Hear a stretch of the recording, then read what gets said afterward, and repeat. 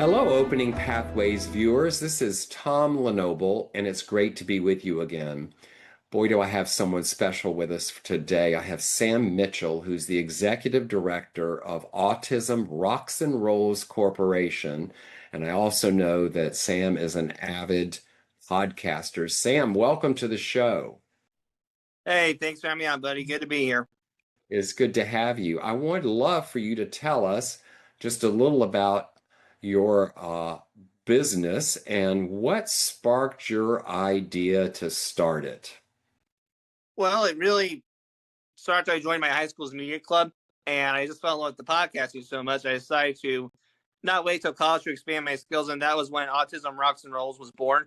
But what it is, it's a podcast that talks about autism and how we cope with daily struggles that you may or may not understand. Through the podcast, it's grown so much. I developed sponsors, a board of 6 members. I'm an event planner in Indiana, where I'm from. I've also done speaking services. I've spoken all over the world in places like Columbus, Ohio, Orlando, Florida, and Canada, as well as Stuart, Florida, for people who like tropical areas. I also have a commercial out. You're more happy to check it out. Just Google search in the YouTube search engine optimization. Autism Rocks and Rolls commercial. It's there. I've done the research myself. I'm also a new online producer of an online children's television show called The Gina Mitchell Show. The best way I like to describe the show is it's like Bill Nye the Science Guy, but instead with science, it's with autism. Wow, Sam, you're a busy, busy man. Tell us what your passion is for autism. The passion is for autism is changing the stigma of a population, which is the population I speak on, because I think we get ridiculed for the most ridiculous reasons of lives and stigmatized for the stupidest reasons alive. Because I don't think it's fair to say someone's not successful because of a label. I I mean, agree. I get where society thought that was a bright idea. And since you started on this journey with your business, when was the moment that you knew this is my path? This was what I was meant to do. When I actually started seeing I actually get it, because for the longest time in my life didn't make sense. Sure, there was some stuff in life that made sense. Taekwondo, which I'm a black belt in, and I did for 5 years. Public speaking in school. But unfortunately, there was just some stuff I didn't think you could take it up a notch and make a living out of it. Well, you can make a living with podcasting. I Well, love not it. maybe a full-time, maybe a part-time living, as they say, because I can't afford to make it a full-time gig, and I'm still looking for a job right now in broadcasting because I graduated college with an associate's degree. Congratulations. So, you know what I find is often on our journey, we're at some point where we're doing something, and there was somebody early in our life, we had some role model that inspired us that we could do these things. Who was that for you when you were younger? Well, I mean, there's a lot of possible answers, but I mean, it's just, I think I really didn't have a lot of role models. I've always kind of been the person who likes to walk alone just because of severe trust issues of mine. But a lot of the support system I got came from family. So if you had to guess role models, I would just say family. Yeah, there you go. Most people tell me it's a mother, father, grandparent, or their family. So you're right in line with them as well. Did you ever doubt your vision on this journey you've been on? I doubt it several times because of the work it takes. I mean, the biggest problem I'm running into right now is technology being kind of not cooperative. We kind of live in an area where our bandwidth's not the best. And some days it's like, really, I have to do this to do this. Like, because of my bad bandwidth, I have to literally walk to my grandparents' house to use her internet. And I'm Got like, it. is that really worth doing it? Yes, technology, I've heard that from a few people just this week where it feels like there's something about technology that doesn't want to cooperate. I had to do something, an authenticator app today that felt like I was getting a tooth pulled or something. It was so difficult. And I kept thinking to myself, this doesn't have to be this hard, right? Um, Right. That's what I yeah. don't like about broadcasting. I mean, everything you have has its pros and cons. My two cons with broadcasting for me personally is the technology. You have to rely on it, and the fact that you have to work with people, because I mean, I'll do it if I have to. I'm okay working with people, but if I had a choice, I'm the type of person who would rather work solo. But the greatest part of the journey is the creativity. Yes, you like that. Yeah, I like to create ads, create content, create segments, come up with the ideas, and then when it falls into place, how can you complain? I mean, that's a pat on the back for you. Yes, yes. What was the biggest turning point that you've had on this journey? When did you know that things were shifting and you were getting a lot of traction? I think kind of grew over time. I mean, because I expected just a few hits. I'm gonna lie, like maybe the total downs I had would be 17. Then it got to 20. Then it got to 40. Then it got to 60. Then it got to 100. Then it got to 200. Now all of a sudden we having people who wanting to get ad space. Now we're having people who want to be on a board and start a nonprofit.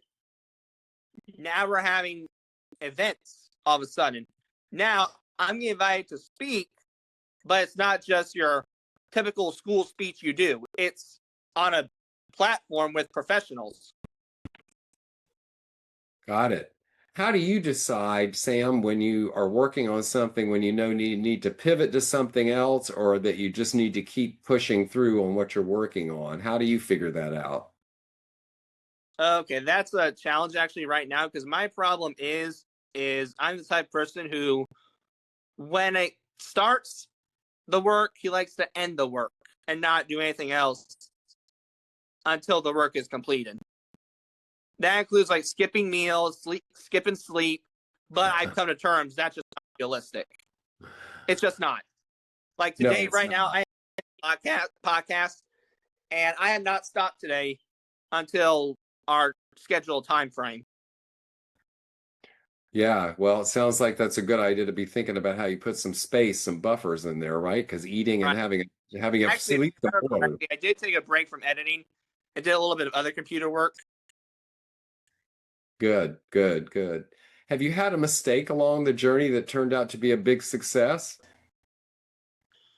Well, actually, I can tell you this story. It comes to my mind. It was very early in the season. So my very sixth episode I did was supposed to be over sensory issues, like why we don't like our clothes wet, why some people on the spectrum may not like a shower, why they may not like the textures of yogurt or certain smells. Well, somehow, I don't know what the heck happened with my Audacity app. It got fully deleted completely, and it was an hour's worth of work. Went completely away, couldn't get it back, completely had a full meltdown on the floor. Then I realized, wait a minute, this is an episode right here. People on spectrum do this. They hate changing routine. So initially, what I decided to do is, okay, we're going to scratch sensitive feelings and sensory issues because it's a good topic. But if I do it again, I'm going to be kind of paranoid and be afraid I'll lose it again. So it's not a bad topic. We're going to save it down the road for later. And it was down the road later. It's now 123. But 106 is daily changes. And I thought of that episode topic in the moment of my panic attack. Got it.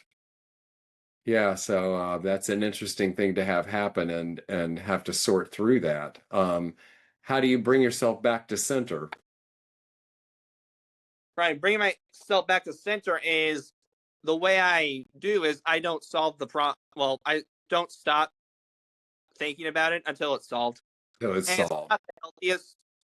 Believe me, I've had people like my speech therapist, parents try to give me tips for it, but I've unfortunately come to the conclusion that there's some stuff that you have helped me with, and there's some stuff you have tried to help me with, but it's not going to go anywhere. Yeah, That's why. kind of how you operate.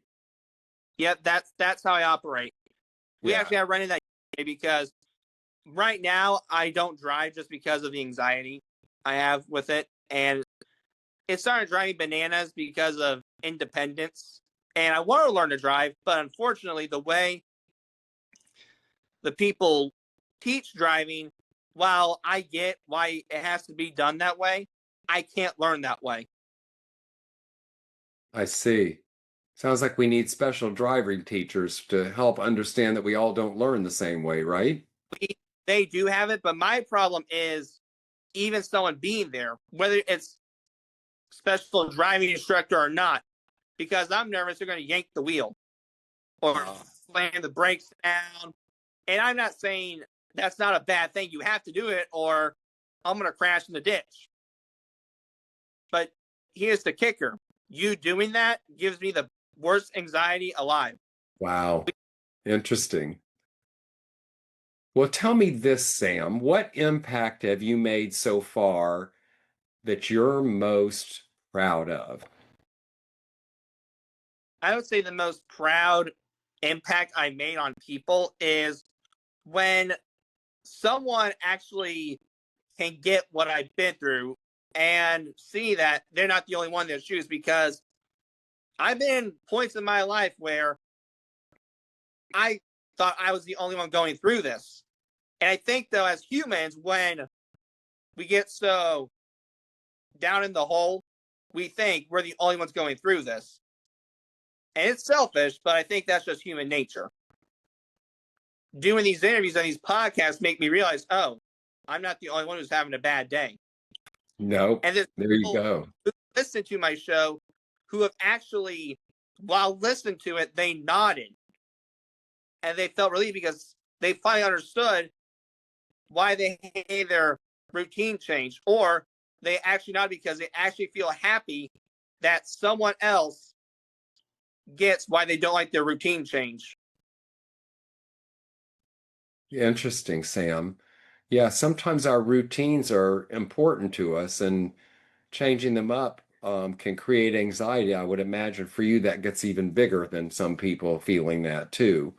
Um, that's good Well, to know. it's talking about. If you're talking about me as an 8-year-old, yes. Today, not as much, but it's circumstantial.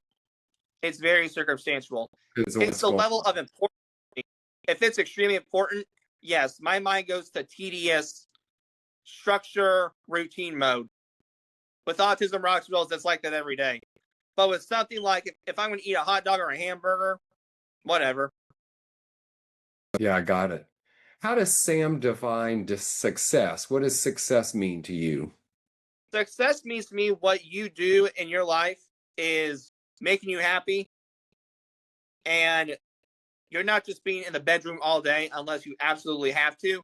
But despite you being in the bedroom, I still think you can do something. Got it. Got it.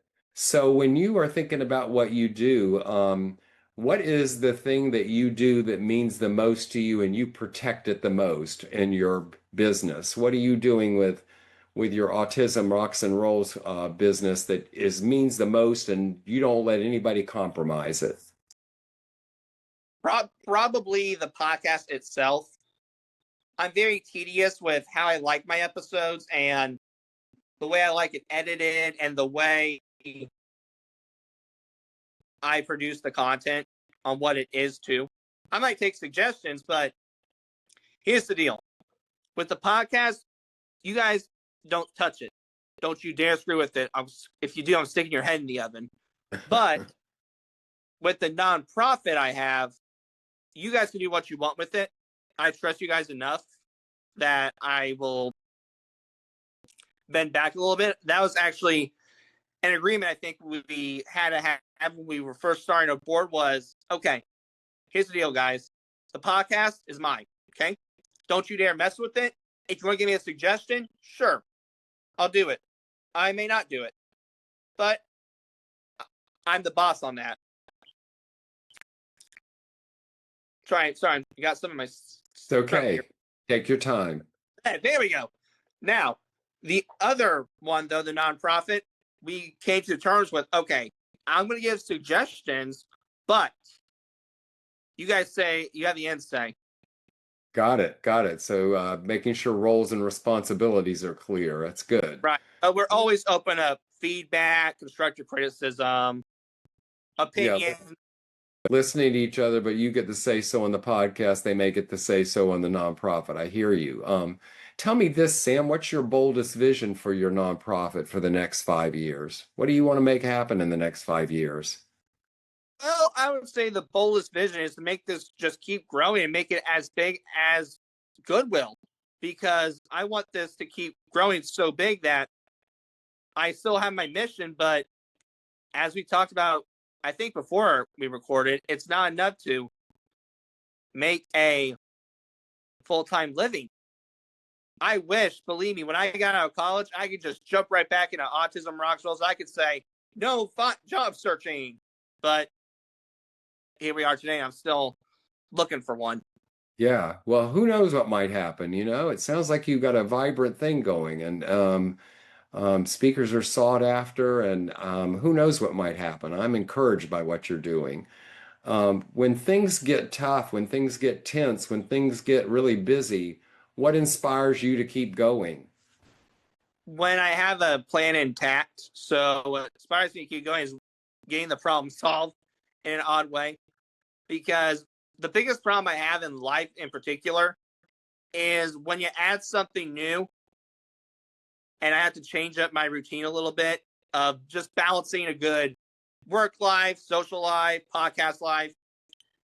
It gets me through a loophole. I'll give you a great example. Yesterday, I didn't have a big anxiety attack, but it was a little anxiety because I actually finally might be getting a job at a retail store.